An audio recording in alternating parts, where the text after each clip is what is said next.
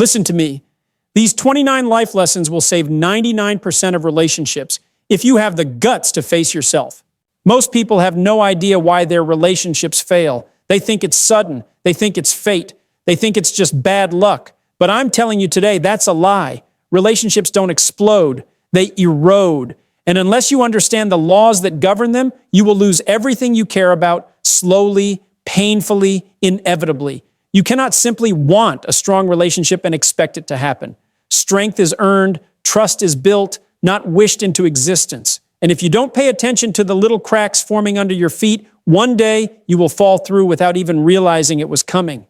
There are forces, real, invisible forces, that sustain love, respect, and connection. And if you break these laws, you break your future. The first thing you need to understand is that truth is oxygen. Without it, intimacy dies. If you lie, even small, convenient lies, you chip away at the foundation beneath you. One lie tells the other person, you cannot trust me with reality. And if they can't trust you with reality, they can't trust you at all. You think love can survive without trust? You're wrong. You are gambling with your own heart, and the odds are against you.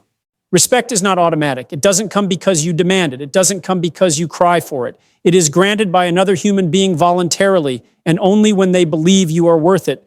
The fastest way to lose respect is to betray yourself, to chase approval, to beg for reassurance, to try to control someone with guilt or fear. The second you need them more than you need your own integrity, you have already lost. Respect dies, not because people are cruel, but because you stopped being someone they could admire. People don't fall out of love because they stop feeling good.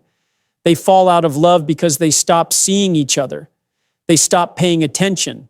They stop noticing the details, the hopes, the fears, the tiny invisible needs that make a human soul feel seen. And when that happens, it's only a matter of time before they turn to someone or something else that makes them feel alive again. You want to keep your relationship alive?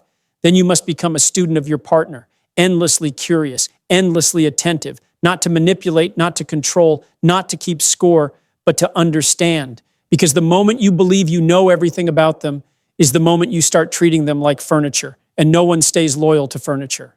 You need to carry your own weight. Stop believing that your emotions are a currency your partner must pay for. Being upset doesn't make you right. Being offended doesn't make you virtuous. It makes you heavy. And over time, heavy things get dropped. You want a partner who stays? Then be the kind of person who is a source of strength, not a source of exhaustion. Forgiveness is not a feeling. It's a discipline. You will be hurt. You will be disappointed. You will be misunderstood. And you will either forgive and grow stronger, or you will resent and rot from the inside out. Resentment feels righteous at first, but it poisons everything it touches. Forgiveness isn't weakness. It's refusing to let anger chain you to a moment that should have already died. Small moments matter more than you realize. The thank yous, the random texts, the unexpected hugs. People don't drift because of betrayal. They drift because they stop mattering. If you only pay attention when something is wrong, you're not building love and you're managing damage, and no one wants to stay in a relationship that feels like a constant emergency room. You have to allow people to change. We are not statues. We are rivers, flowing, shifting, becoming. If you demand that someone stays the same to make you comfortable, you are asking them to shrink to fit a coffin.